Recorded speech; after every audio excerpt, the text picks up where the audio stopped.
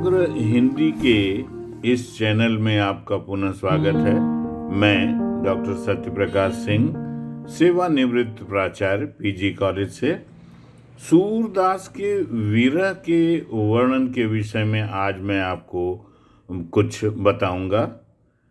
पिछले वीडियो में मैंने आपको सूरदास के श्रृंगार या माधुर्य वर्णन की विशेषताओं के बारे में आपको अनेक तथ्य बताए थे। उसी संबंध में एक बात और बताना चाहता हूं कि आज जो ब्रज प्रदेश में होली या फाग खेला जाता है, मनाया जाता है, वह कृष्ण भक्तों की विशेष देन है। अब मैं आज के विषय पर आता हूं। माधुर्य या श्रृंगार को रस राजत्व प्रदान करने वाला तत्व वियोग या विप्रलंब श्रृंगार है। कृष्ण के मथुरा गमन की सूचना मिलते ही गोपिकाएं ठगी सी रह जाती हैं और यहीं से विरह का भाव उत्पन्न होता है। विरह प्रेम की कसौटी है। प्रेमी या प्रेमिका निश्चल एवं निर्मल भाव से एक दूसरे की आंखों में समाये रहते हैं। सोते जागते, उठते बैठते, खाते पीते, हंसते खेलते, रोते गाते आदि सभी क्षणों में एक दूसरे के समीप स्मृति द्वारा ही जलते हैं, या यूं कहें कि अनुभूति में विचरण करते हुए प्रसन्नता, एकाग्रता और विरह का अनुभव करते हैं। यहाँ एक तथ्य यह भी है कि वल्लभाचार्य के संप्रदाय, वल्लभ संप्रदाय के अतिरिक्त निम्बार्क, राधा वल्लभ, हरिदास, चैतन्य संप्रदाय के अंतर्गत राधा कृष्ण की लीला में वियोग या विप्रलंब का कोई स्थान नहीं है, अर्थात उसमें वियोग विप्रलंब का वर्णन नहीं किया जाता है। इनमें राधा कृष्ण के नित्य विहार, सदैव वो हमारे साथ संपृक्त रहते हैं, नित्य विहार उसे कहते हैं, करने वाले कृष्ण के शाश्वत सदैव रहने वाले लीला के संयोगात्मक रास लीला की ही स्वीकृति दी गई है और उसी का वर्णन है। किंतु वल्लभ संप्रदाय के कृष्ण भक्तों ने आसक्ति की, अर्थात लगाव की सबसे गहरी अनुभूति विरह को सांप्रदायिक संस्कार दिया है, उसको सांप्रदायिक संस्कार की मान्यता दी है। कृष्ण भक्त सूरदास ने विरह की आसक्ति की भावना को पल्लवित किया है, बढ़ाया है। यह आपको ज्ञात ही है कि सूरदास वल्लभ संप्रदाय में थे, प्रमुख कवि थे और अष्टछाप के भी प्रमुख कवि थे। अष्टछाप के समस्त कवि वल्लभ संप्रदाय के थे। दूसरा तथ्य सूरदास के संबंध में यह है कि सूर का वियोग वर्णन कृष्ण की लीलाओं, प्रकृति और संयोग वर्णन की स्मृतियों पर ही आधारित है।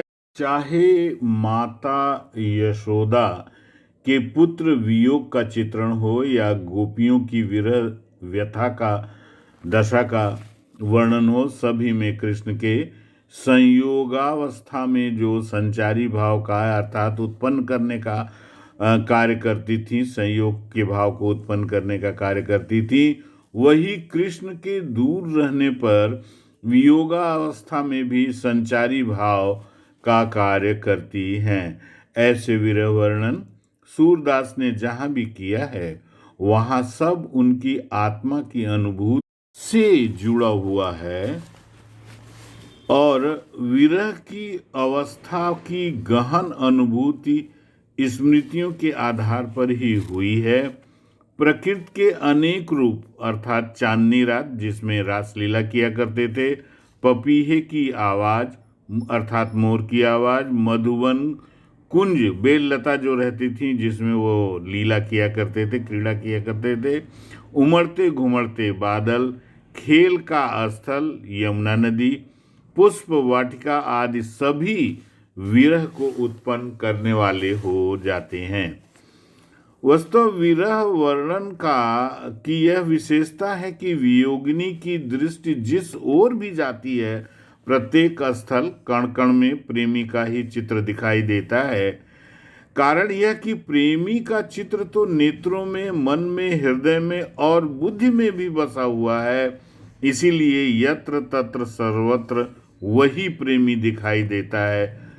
यही कारण है कि विरह में जलती गोपिकाओं को कालिंदी यमुना भी काली दिखाई देती है और किसी पथिक अर्थात राहगीर से वे कह उठती हैं कि कृष्ण से कहना कि कालिंदी अर्थात यमुना की भांति वे भी तुम्हारे विरह में जलकर काली हो गई हैं। एक पद है, देखियत कालिंदी अतिकारी, कहियो पथिक जाई, हरिसों जो भई विरह जुर जारी।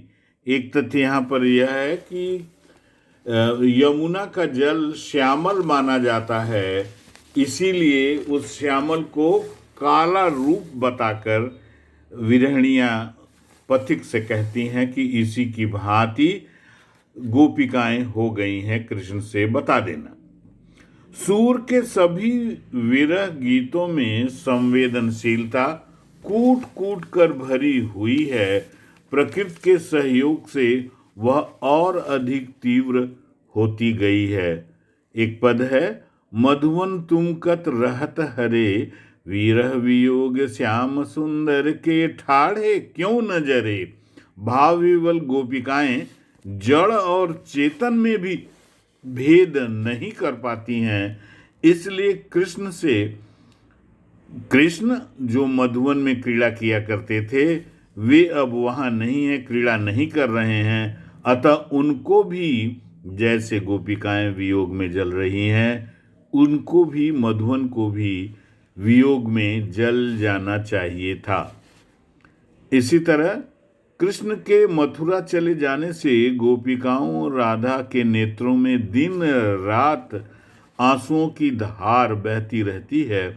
आंखों में काजल रुकता ही नहीं है, पूरे कपोल पर फैल जाता है और आंसुओं को जब वे पोंछना चाहती हैं तो हाथों में भी लग जाता है, हाथ भी काले हो जाते हैं तथा आंसुओं की धार इतनी तीव्र है कि उनके अंतरंग वस्त्र जितने भी हैं वह सब भी भीग जाते हैं। बड़ा ही सुंदर पद है, निस दिन बरसत नयन हमारे, सदा रहती बर खारे तू हम पर, जब ते श्याम सिधारे।